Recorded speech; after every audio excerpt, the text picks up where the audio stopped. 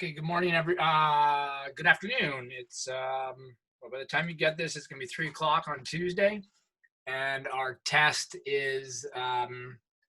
unit test is going to be tomorrow at 3 o'clock or 8 o'clock. Let's make sure folks have signed up. Sign up for test. Um, if you don't see your name on this list here, please make sure. Oh, and it doesn't mean it's full, so I just put 20 spots. We could have a 21. It doesn't matter. We could have as many people but it looks like we got 8 and 20. That's 28. So there's 30 people in our class. We're missing a couple. So if that's you, please make sure you sign up. When you arrive, or sorry, tomorrow morning, I'll post a Zoom link, and you'll just click that link, and the Zoom link will take you essentially to where I'll be giving the instructions, starting right at either 3 or 8.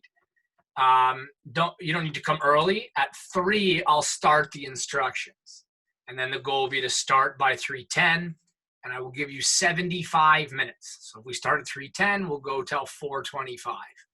So no need to come early. Just come at this time that you've signed up for, and that'll be great.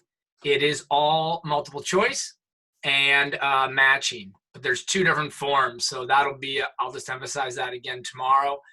One will have the multiple choice, and then the second one will have the matching. As I said to you yesterday, the matching is going to give you 10 options, the same 10 in the same order for questions 1 through 10. So what I'm recommending you folks do is jot down, as soon as you see those 10 options, jot down the 10, and then as you select, Joe Rance for number 1, scratch him off your list. So when you go to number 2, Joe Rance is off your list. I think that'll help you once you get to, 6, 7, 8, 9, 10. So that's for the matching part. The multiple choice is just multiple choice. Select the right option out of the 4. Your result, you don't have to put anything into Drive. You don't have to upload it. Your responses are recorded automatically. So here's what I wanted to show you, and I will email you both these links. By 3 o'clock, you're going to get the link to this tutorial. The second thing that you're going to get is access to this doc. So these are the exemplar responses. And I've gone through and I've kind of pulled from your answers, kind of the better ones. The ones that were very, first of all, they got the right answer. So the information you gathered is correct. Secondly, we also learned no matter how hard the life got. Angel, okay. Secondly, I wanted to make sure that these answers demonstrated a clear topic sentence followed by evidence properly explained. So I'm going to talk through today, and this will only be about 5 or 8 minutes, kind of the big overall themes. And I do think that's going to help you a lot. But what I would strongly suggest you do once you get this doc is file, make a copy. And what I would suggest you do is make your own copy. And as I've done for the first couple, I would suggest that you highlight kind of the answer to each question. The answer, and so I've done it for the first couple. So the first question is, what do we learn about Joe's incredible spirit? Well, the prologue reveals that Joe is the kind of person who lived life to the fullest. Now, there is more supporting details, and I encourage you to read it. But to help you study for the test, you probably in each answer only want to have highlighted 1 or 2 things. Okay, 1 or 2 things. Second question, how does Joe stand out differently during these early scenes? Well, we see Joe stands out compared to the other young men because he has experienced more hardship than most of them. So what you're going to notice in the large majority of these answers is the most important point, as we've been learning this year, is in that sentence right there. Okay, so for the most part, you can see that provide a characterization of Al Albrechtsen. Al Albrechtsen is described as powerful, inspirational, yet quiet.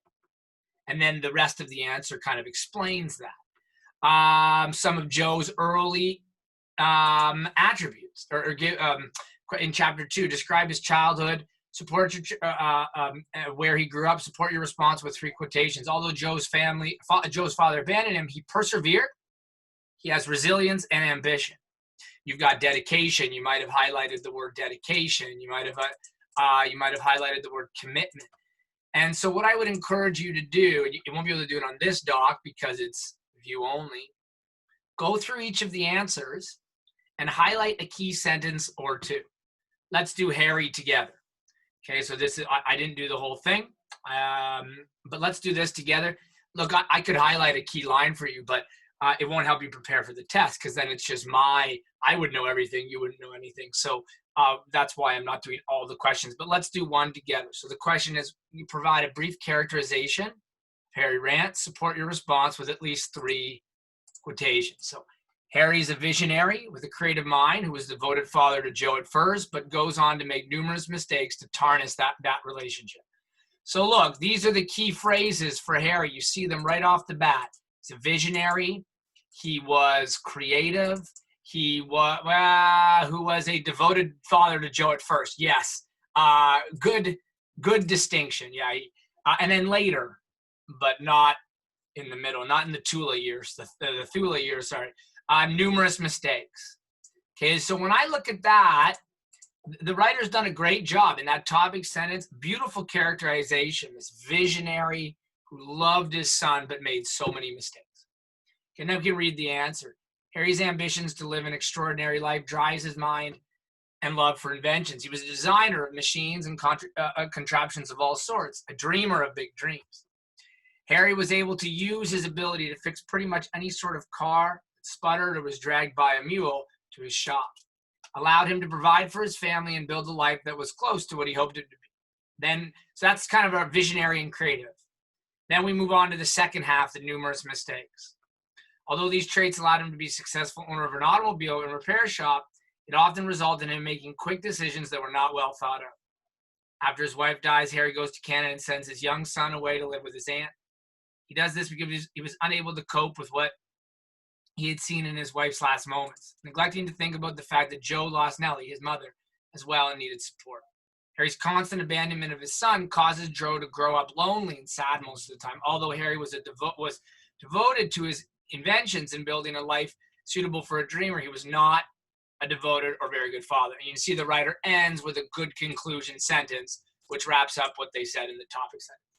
So I would finish reading that answer, boom, be done, and move on to the next one. So this is the way I suggest you study for the test tomorrow. Now, you're obviously going to have this with you. I just think it's a total mistake to be reading these answers for the first time at 3 o'clock tomorrow once you have the test. So go through them over these next 24 hours and prepare yourself. Okay, a couple big themes I want to draw your attention to. Very early on in the book, in the prologue, the prologue ends, and Daniel James Brown met Joe just before Joe passed away. And this is how the prologue ends. I shook Joe's hand, and I told him I'd like to come back and talk to him some more, and that I'd like to write a book about his rowing days. Joe grasped my hand again and said he'd like that. But then his voice broke once more, and he admonished me gently. But not just about me.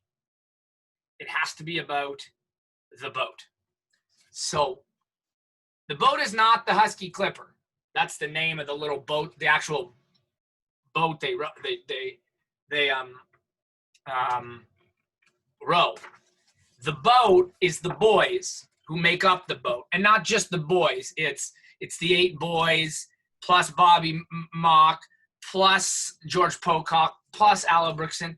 It's all of the men who contribute to the success of the boat. You could even argue that Harry was one of the boys, not technically in the boat, but Harry contributed. Joyce contributed. When Joe says, I don't want it to be about me, it's about the boat.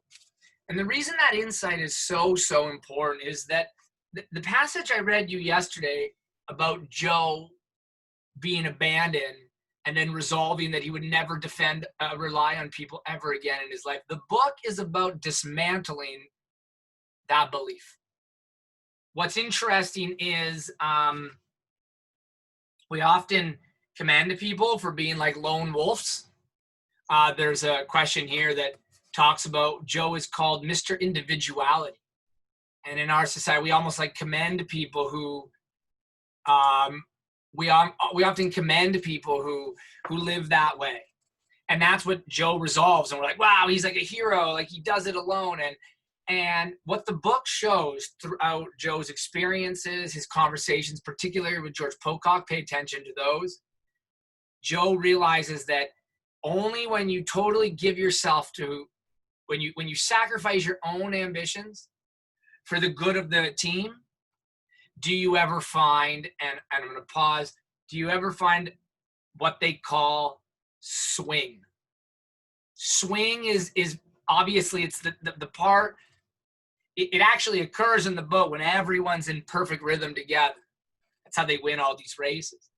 But swing is actually a principle to live by, where you're in sync with your family and your friends and the people around you. You trust them and they trust you mutually. It's not about I give to you so I'll get in return. It's purely about being in swing. It's a beautiful metaphor. Being in swing together, being in unison, moving toward a collective goal together. And so at the beginning, when Joe says the book's not about me, it has to be about the boat. It gets to the heart of what the book's about. It's about moving together toward a common goal. And you see that exemplified in so many different ways. You see it before the last race when Don Hume gets sick, and someone answered that question really well. And Joe says, you know, they're like, we're going to replace Don.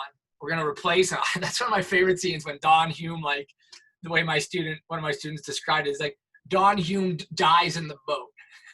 Like he doesn't, but he's passed out and Bobby doesn't know what to do. And everyone takes their lead off Don. And then suddenly he like wakes up, like literally as they're in the race, and comes back to life literally.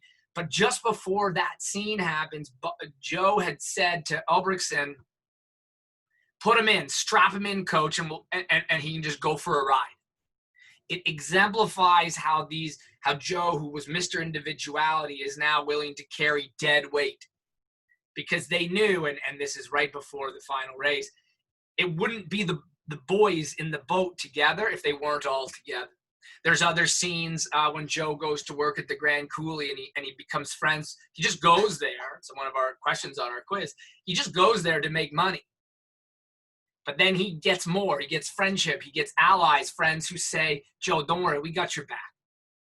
And so at the heart of the boys in the boat is the boys, collectively moving toward a common goal, working in swing.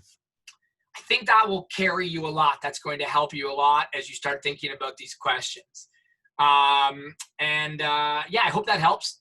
What I'm suggesting you do now, folks, is go through these questions, highlight some key things, and prepare yourself for 3 o'clock or 8 o'clock tomorrow. Last thing I would mention, just by the time you get this, I have added your Great Realization rubrics to your Google Drive folder.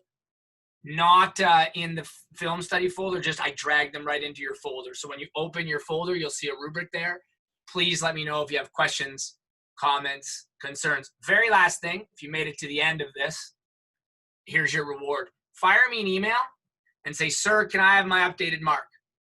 Okay, so your updated mark would be where you were, plus I've updated with your journal 3.2 and your Great Realization 3.3. Won't get those out to you till tomorrow morning, but if you want your updated mark, fire me an email and I'll respond back. Okay, sounds great. My son here has been listening attentively. Jacob, can you wave bye to everyone? Thanks, everyone. And email me over the next 24 hours as you prepare for the test. Ciao.